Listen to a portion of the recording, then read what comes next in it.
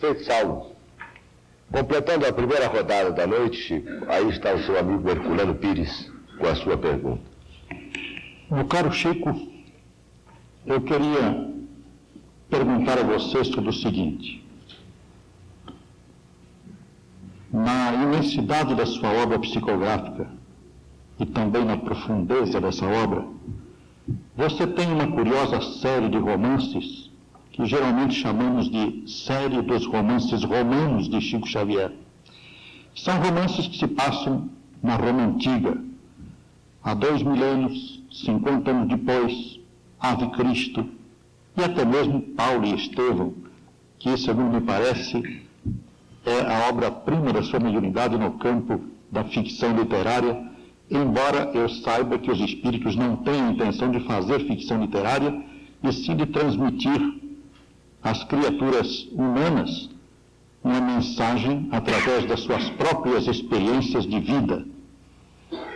Mas eu queria saber o seguinte: para escrever estes romances, em que figuram não somente as gens romanas, não somente as situações geográficas da Roma Antiga, as questões políticas, os problemas imperiais, você consultou que livros e que bibliotecas? Sinceramente, não consultei livro algum. Quando ouvi falar a respeito dos romances mediúnicos recebidos pela médium Zilda Gama, cuja memória nós todos acatamos muito na doutrina espírita, eu senti aquele desejo de ser médium também para romances. Isso por volta de 1936. Nessa ocasião, eu lidava com um grupo de crianças da família, porque pelo fato de não ter renascido nesta existência para o casamento, fiquei com 14 crianças, irmãos menores e sobrinhos, dos quais, presentemente, eu estou distante por haverem crescido e tomado as suas responsabilidades. Nesse tempo, a minha cabeça era atormentada por muitos problemas. Quando eu anunciei o desejo de receber romances, o Espírito de Emmanuel então me explicou: para que você receba romances, você precisa ter a mente em estado de profunda serenidade. Então, se você quiser se comprometer a nos oferecer um clima mental adequado de paciência e de calma, escreveremos por você algumas de nossas memórias. Mas se você puder ou quiser assumir o compromisso, mas eu naquela ocasião não conseguia assumir o compromisso porque os problemas domésticos eram muitos. De modo que 4 anos se passaram e tão somente 3 anos, e tão somente em 1939, a começar do fim de 1938, eu assumi com ele o compromisso de me acalmar. Quaisquer que fossem os problemas dentro de casa, com as crianças que já estavam mais crescidas, eu ofereceria a ele um campo mental pacificado na oração.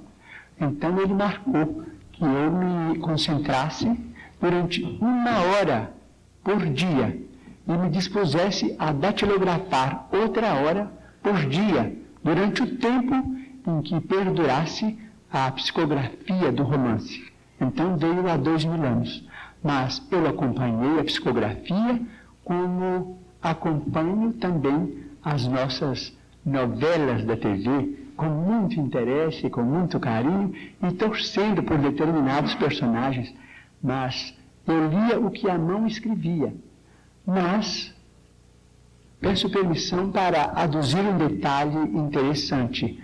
Quando o livro começou, ele começa com uma cena de 2 romanos, de 2 patrícios romanos, a trocarem ideias no jardim, diante de um céu nebuloso, que depois rebentou numa tempestade, e eu comecei a ver aquela cidade o céu tempestuoso e a chuva caindo, e aqueles dois homens vestidos à moda antiga, de túnicas, deitados, vamos dizer, naqueles sofás longos, que depois deram o nome de triclínios, e comendo com as mãos frutas.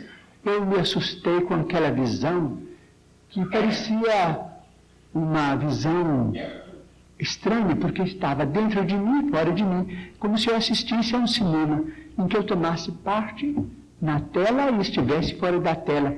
Então eu me assustei, parei de escrever, então ele me disse: você está debaixo de uma certa hipnose, você está vendo o que eu estou pensando, mas não sabe o que eu estou escrevendo. De modo que eu vivi muito mais o romance, eu vivia muito mais o romance ao receber do que ao ler o que eu escrevia ou reler. Posso complementar essa pergunta? Por favor. Eu gostaria que você esclarecesse bem o seguinte, então, Chico. Você tinha uma visão, assim, cinematográfica do enredo. Você estava vendo o desenrolar do romance sem saber bem como, de que maneira.